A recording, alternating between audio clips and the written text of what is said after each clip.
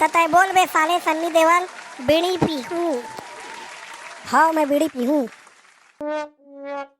अब तय बोल सिगरेट जिंदाबाद। सिगरेट जिंदाबाद। अब तय बोल महुआ दारू मुर्दाबाद।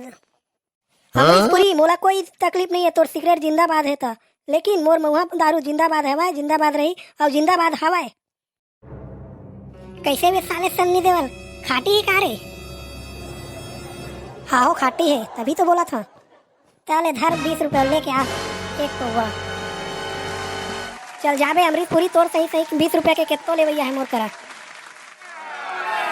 अरे दे दे रे भाई, सन्नी देवल नहीं खाटी मार के लेते रे। जा रे नहीं पोरवा अमरीशपुरी, मोर करा तय खरीदे नहीं सकस। काबे मैं 20 रुपये पौवा में नहीं बेचाऊँ, 40 रुपये पौवा में बेचता आजकल। तो इतना मत करे भाई, महुला एक पौवा पिला देते, 20 रुपये ले ले, 20 रुपये धरे हैं। अमरीशपुरी अब 20 रुपया के जमाना खत्म हो गया, अब आगे 40 रुपया के जमाना, और 40 रुपया में पीना है तो पी, नहीं तो जा, मैं चले अपन घर।